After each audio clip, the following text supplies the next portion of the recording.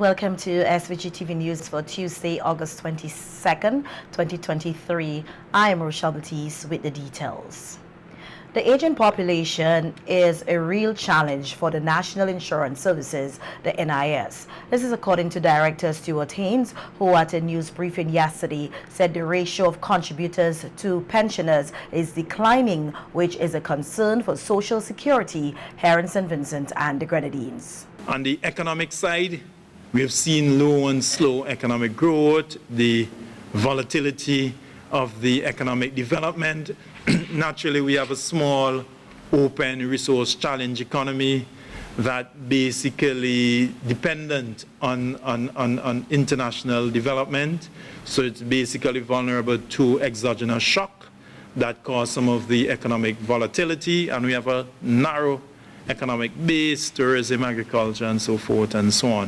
The labor market, when we analyze our labor market, high informality, and Social Security globally experienced challenge with regards to covering the informal sector, and also the unemployment rate is above average. The plan is also maturing, meaning when we start in 1987, when we started in 1987, we had few pensioners. As time elapsed, we have more pensioners. So it moved from a grant base, because if you didn't have your contribution years required for pension, you will receive a grant. So in the early age, we were paying mainly grant. Now as we mature, we're paying more pensioners. So a growing number of our pensioners. We have about 8,300 and something pensioners on our book based on the last assessment. Our plan is very generous in design, meaning we have a high replacement rate. We replace up to 60%. The current rate of replacement now is 54.5%. And it's generous relative to the low contribution rate. So we offer this comprehensive benefit program initially at a cost of 5.5, gradually increased back to 10. Even with a replacement rate of 10 international, the average replacement rate is about between 40 and 50. With a replacement rate of potentially 60 and a contribution rate of 10, that's a very generous design. So that is one of the areas we have to look into in terms of the design of Social Security. In terms of the low coverage for self-employed or the informal sector workers, he said this is also a concern for the NIS. Because by design, it's supposed to be mandatory, but it's not mandatory for the self-employed. Right? These are the foundation principles of Social Security, but it's not mandatory for self-employed. It's voluntary. And the administrative cost is relatively high. As I indicated, we're spending about 15 cents for every dollar collecting contribution income. We are transitioning from the manual operation to more digital, so we're exploring ways in which we can reduce the administrative costs, because we also at Social Security have to make some sacrifice with regards to how we make this system sustainable. What are the recommendations for consideration? And this is important now. The actuarial report will give some recommendations for policyholders' consideration and the public consideration. So the policy options for Social Security is quite narrow, right? We could either, one, adjust the financing mechanism. That's mean contribution rate or coverage. We could either deal with the benefit structure, the design, making some changes to the eligibility conditions or the benefit formula. We can also do what we call a systemic reform, where we move from a defined benefit program to a defined contribution program. So the policy options very narrow, but Social Security NIS, the recommendations basically fall along these lines. To improve financial sustainability, because we want to be able to pay our benefit in time and in full now and in the future. So that's the financial sustainability piece. We also want to enhance coverage because this is a safety net. And we want to ensure that all workers are protected.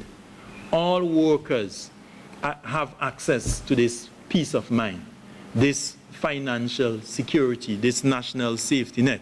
According to the NIS director, the recommendations towards financial sustainability of the institution speak to increasing contribution rate from 10 to 15% over the next 10 years, replacement rate from 60 to 55, increase in pensionable age, which the actuary recommends move to 65 at 2026 instead of 2028, and adjustment to early age pension. The reduction factor 6% each year away from your pensionable age. So if someone, the pensionable age now is 63, if someone turns 60 and want the pension, then the pension would be adjusted by 18%, is 6% each year.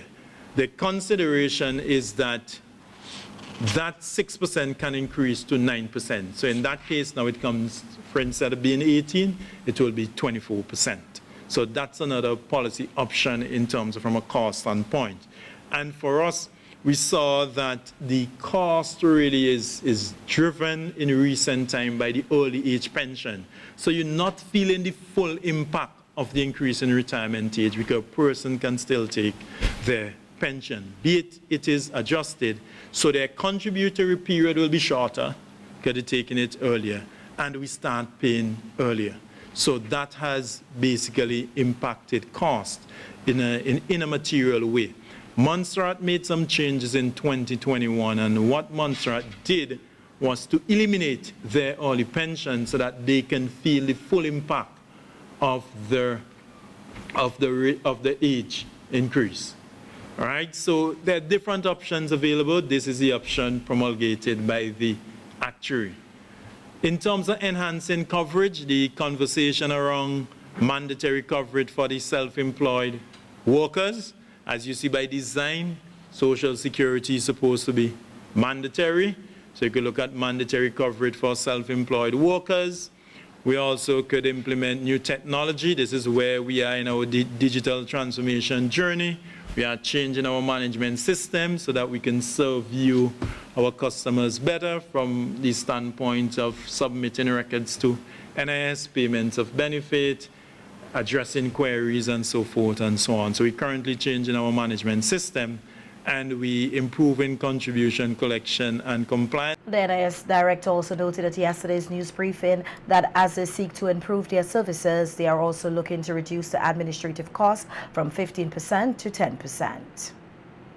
The opposition New Democratic Party, NDP, has launched what it calls Cost of Living Tracker to help persons get a clear sense of the cost of living and how it has been impacting people's lives. In a news release, the party says the Cost of Living Tracker is made up of the average cost of key foodstuff from across the country and will continue this tracker every quarter to track what an average family spends on food and the impact on family finances. The NDP's Cost of Living Tracker is expected to catalog the average cost of a basket of goods for a family and monitor on a quarterly basis. According to the party, its research shows that the average family spends $180 a week on food, and that increases in food costs are only going to put more strain on families, and something must be done urgently. The party said its Cost of Living Tracker will also track the average weekly shopping for a family in St. Vincent and the Grenadines. The NDP believes that by showing the impact,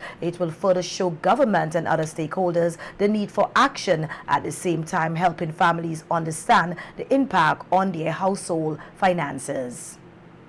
A number of stolen items were recovered by the police in searches conducted in Stubbs, Kingstown and Clare Valley based on investigations into a series of burglaries across the country during the past few months. Head of the Criminal Investigations Department of the Royal St. Vincent and the Grenadines Police Force, Superintendent Clason Francis, says persons who believe the items may belong to them are encouraged to visit the CID department to identify. If you look closely, first of all, we have here one Pioneer speaker.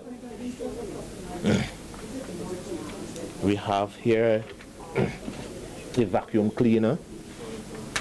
1, 2, 3, 4, 5 television sets.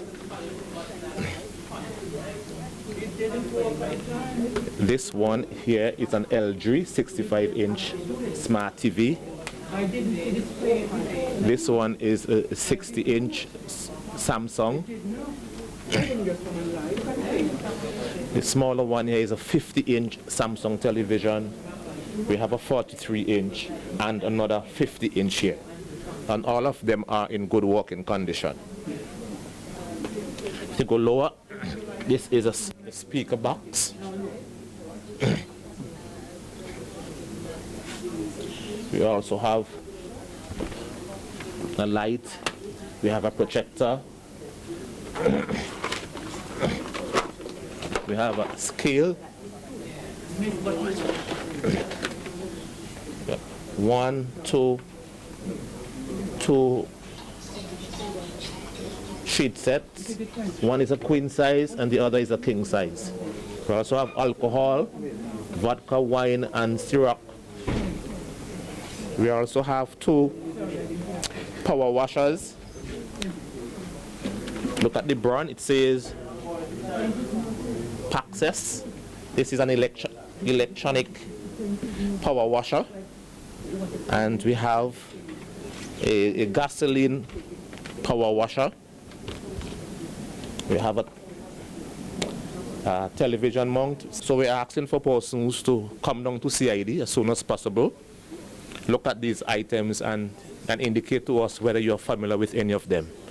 And we're asking you to do so quickly as possible so the investigation can proceed smoothly. If you have any questions, you can always call my department, 456-1810. That is my direct line to my office. Or you can also call my cell number at 532-8183. So we are seeking your cooperation to help us to identify these items so that we can determine how should we dispose of. And the Royal St. Vincent and Grenadines Police Force is collaborating with the family of the late Cheryl Litrinera Phyllis Knights of Dorsetshire Hill to offer a reward of 10,000 EC dollars to anyone who can provide information that can lead to the arrest and conviction of the person or persons responsible for her killing. Knights was killed on Sunday, July 9, 2023 at her home in Dorsetshire Hill. The police are advising or reminding the general public that there are provisions in the Witness and Special Measures Act of 2013 for persons to give evidence without their identity known to the accused or his or her lawyer, give evidence from an undisclosed location outside of the courtroom or overseas, give evidence using voice modulation. Your real voice will not be disclosed. Give evidence with your face blocked out. Give evidence via video link. The police say all information received in the investigation into Knight's killing will be held in the strictest of confidence. And 9 days after he went missing at sea, a candlelight vigil was held last evening in Sandy Bay for Kenson Brown. A number of residents of Sandy Bay participated in the candlelight vigil, which started at the Sandy Bay Old School to Brown's home. Earlier on in the afternoon, a short prayer service was held at Kramaku with family and close friends. Had it not been for love, we would not have been here.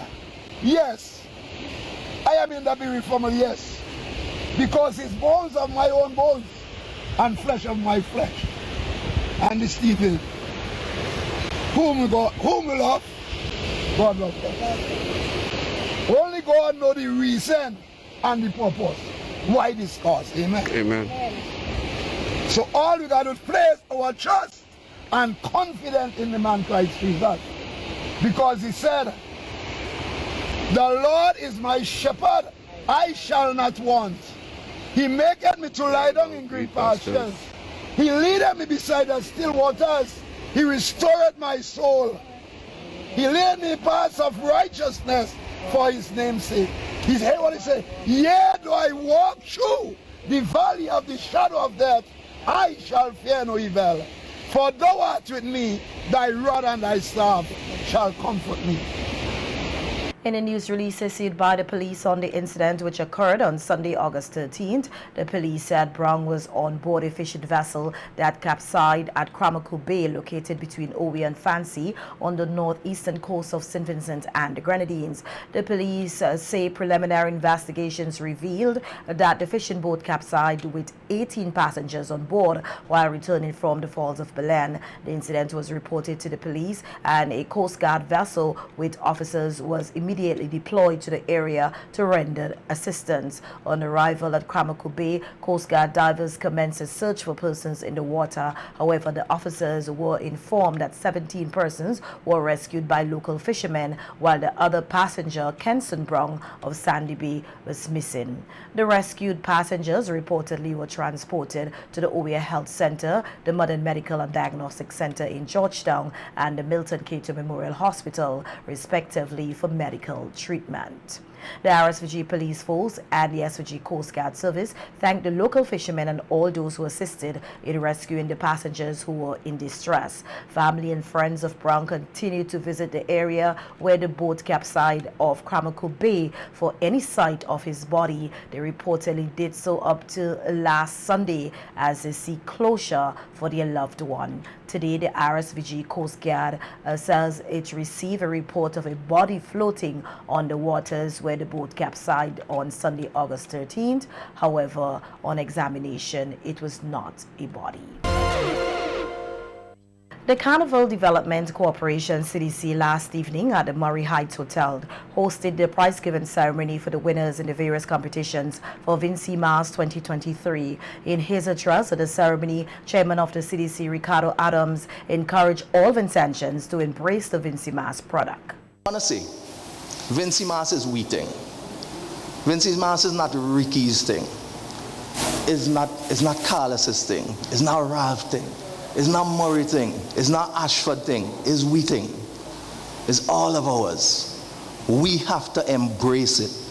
Because at the end, when I leave the stage, and when anybody here leaves the stage, it's still Vinci Mass. It's still Vincentians telling the world that we have a strong culture.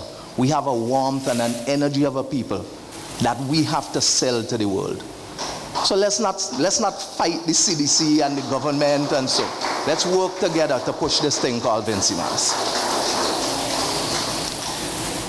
I just want to say there are some changes that will be coming to some of our programs. There are some changes that will be coming to some of the ways that we do things. But I want to say again to the mass men, give the people the experience. Because along with the costumes, they want to be able to have a wonderful time. To the people doing the music, we have fantastic music, but we're choosing to play 8 or 10 songs. We have people coming here and begging us to play Vinci music. Let we play we thing. Our people work hard. Let we play our music. I mean, we're not going to go down the road like other carnivals where CDC is going to put out a notice to say to DJs, well, we have to judge our roadmap, so we want to hear some of our own music. But let we play we thing. Adams also appealed to the government to give consideration to the cry for an increase in the prize money and a home for mass. And we from the CDC are making a plea for an economic analysis to be done on the benefit of Vinci Mass to the national economy of St. Vincent and the Grenadines, so we can see how much we are contributing as a people loving a culture to our social and economic development. Carnival is a growing festival, and we must continue to grow ours. Because if we don't grow ours, other people around us are growing theirs, and we will be left behind. So let us as Vincentians come together and do what is necessary for us to grow this Vinci Mass product. I want to say thank you again to the government of St. Vincent and the Grenadines, to the security forces, to the National Lotteries Authority, to all of the members of the components, the people who are producing the media, the private event promoters, and to all of you who are following us, all the components who work together to produce this thing we call Vinci Mass. And I want to say thank you for doing what you did this year, and we look forward to seeing all of you next year for Vinci Mass from June 28th. to July 9th, 2024, where we will continue to show the world why we know that Vinci Mass is the hottest carnival in the Caribbean. The CDC chairman said the promotions for Vinci Mass 2024 have already begun, with a number of flyers already out and a presence in various carnivals and festivals throughout the region and in the diaspora. Meanwhile, Minister of Tourism and Culture Carlos James commended all stakeholders for their contribution and support to the CDC and the Vinci Mass product. Ricky said quite rightly when he spoke, Vinci Mass does not belong to any individual. No one has the rights or ownership to it. Of course, there's a Carnival Development Corporation that is legally the body that is responsible for ensuring that we host the product Vinci Mass, but it belongs to all of us. And importantly, it belongs to you, the stakeholders, those of you, the various components. Tirelessly, you work every year to ensure that we have a successful Vinci Mass. And I want you to give yourself a round of applause for that. You have done really well this year. Importantly, I want to acknowledge the many winners, the various categories. But we have really seen the evolution of Vinci Mass. And all of you have played that important role in what the product is today and what it does for our country, what it does for the creative economy here in St. Vincent and the Grenadines. Minister James said when one judged the success of Vinci Mass this year, one must look at the numbers. And in comparison to last year, when you checked at Argyle International Airport, the first 2 weeks or so of July, we had a jump in about 81% of persons arriving in the country. You called the various hotels around that time, they will tell you, well, we are filled to capacity, or we may have just a few rooms. In fact, one of the influencers we brought in to cover Vinci Mass, we had to move from hotel to hotel because the days in which we were hoping to have him booked were already gone, sold. And so you had a challenge booking rooms to mainland St. Vincent during that time. And that shows you an indication of how successful Vinci Mass 2023 was. And when you look at the further numbers in terms of the private sector, the promoters, the chairman of the NLA indicated, well, it's actually 4 million generated in sales, ticket sales to the private promoters. And from that, we would have collected about 640,000 in revenue coming from, in tax, coming from that 4 million. I mean, if we were to collect 4 million in taxes, I would have asked the Prime Minister and the Cabinet to have Vinci Mass every month. But it shows you an indication of how well we did. And the spill-on effect of that, the many vendors, the manufacturers, those who are producing ice for the private events and also for CDC events, they couldn't supply it. The song engineers, lighting, decor, vendors, beverage operators, and so on. All of the vendors during Vinci Mass will tell you how much work they had to put in order to provide based on the capacity. In fact, some of the private promoters said to me personally, look, we had to, apart from selling tickets, we had to close off some of our events so that we were filled to capacity and running over. And they commended CDC for ensuring that this year we tightened the bolts on a lot of things and we ensured that we had a really good season during Vinci Mass. The Tourism and Culture Minister also commended the Carnival Development Corporation for its work in pushing the Vinci Mass product.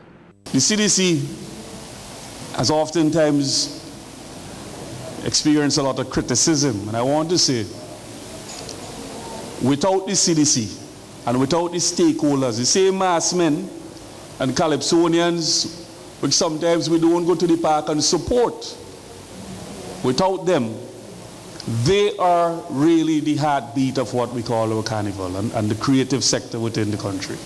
And we have to give them more support. It's important that we do that.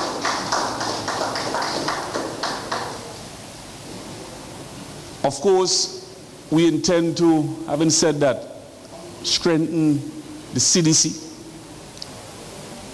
Both from, I understand, we have had the acknowledgement of some members of the board who have said, well, you know, they have made their contribution and they're willing to look at giving way to a younger set of persons to come on. And I accepted, having had some conversations, I've accepted that yes, we are going to strengthen the CDC even at the board level so we can have a different type of energy coming. Despite all of the hard work that they have done, we have to improve on what they're doing and to ensure that we have a sharper, a more vibrant and dynamic representation on the board of the CDC. And also the stakeholders who also make up the other sections of the board. We have to look at how we can also strengthen that as well. And we've had persons at that level making a very good contribution, and I want to thank them immensely for their hard work and dedication to nation building and the service that we deliver, especially within culture.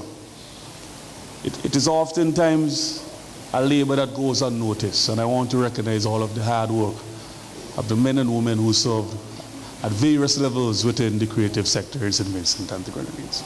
Minister James also told the prize-giving ceremony that they will have to invest more in the creative sector, noting that recently in Parliament, the Prime Minister took the lead in investing $10 million for the creative sector with the construction of 3 cultural hubs in Bellevue, Peterborough and Shumaka, with another to be built in capital Kingston, along with a home for Mass. We are going to have a lot of land reclaimed where the existing commercial port is. The new one that we're building, when that commercial port moves further downtown, we'll have a lot of space here in which we will construct a major cultural space for creatives. You're talking about shopping complexes, restaurants, an area where we can have the performing arts. And of course, the cultural hub will feature as a major part of that development. And we are very eager to see the completion of this commercial port where we can begin the work of building out this cruise terminal, and the creative sector will be a big feature. Marine tourism, of course, with our creative arts. And that is something that this government will deliver. On the agenda as well is a home for Mass. It is something that we're working assiduously, and we're working closely with the CBI to ensure that we find suitable space. I think we've identified a parcel of land. I think Ali is here, right? And very soon, and I'm hoping in quick time, Ali, we can put together the resources, and we'll work closely with the Prime Minister on that one to ensure we deliver a home for our Mass men and women. But in addition to that, and the revenue that you see coming in during Vinci Mass, Lennox, the jury is still out on whether or not it is Vinci Mass or 9 mornings that bring in the most people. But also I want to add to that aspect of our cultural festivals is to introduce again to St. Vincent and the Grenadines in the not too distant future our very own music festival. We have to push to have that as we expand our tourism product. Prime Minister Dr. Ralph Gonsalves also addressed the CDC prize-giving ceremony last evening. Contestant number 5 in the Miss SVG pageant 2023, Trina Hooper, sponsored by the National Lotteries Authority, will be completing her Gecko Community Service project focusing on the green economy. Her project will run from September 4th to September 9th under the theme Blissfully Green, Green Thumbs for Green Zones. Hooper, who hails from Chateaubelair, said the project aims to educate residents of North Leeward about organic farming. To advertise the importance of utilizing land within the community to construct community and backyard gardens, which can contribute to household food security by providing direct access to food that can be harvested, prepared, and fed to family members, often on a daily basis. This will all promote a healthy lifestyle. In this regard, my project will highlight Eat What You Grow as an initiative, which is something that we as Vincentians requires promotions in our lives. My project will seek to create a sustainable food system that can nourish, sustain the environmental, economic, and social well-being of the people without damaging or depleting our natural resources in North Leeward. Hooper will start off our community service project with a selection of land area in the community of Rosebank and homes in the community of Chumuka, where organic farming can take place. She will also take her project idea to schools in the North Leeward area. Day 2 to 4 will see the construction of different areas of the community and backyard gardens, such as land clearing, construction of furrows, selection of containers for persons that lack land space, planting of different varieties of vegetable crops in Rosebank and Chumuka. Each member of the community will be responsible for the upkeep and the security of this garden. After all, we must bear the fruits of our labor. In order to promote a healthy eating among our children, eating what is grown must be highlighted and promoted through agriculture in our primary and secondary schools. This will be done by construction of a backyard garden to complement the school feeding program, where balanced meals with healthy food can be readily available to the children.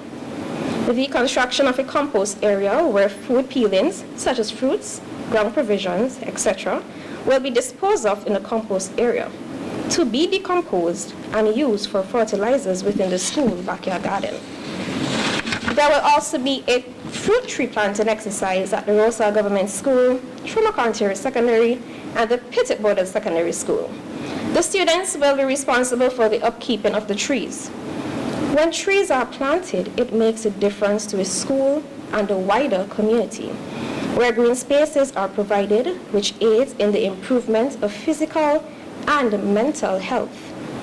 These trees will also provide food for our students, the community, but most importantly, trees clean the air that we breathe. Day 5, Recycling Day. This activity will take place in the primary schools, Rosal Government, Chumuka Primary, just to name a few.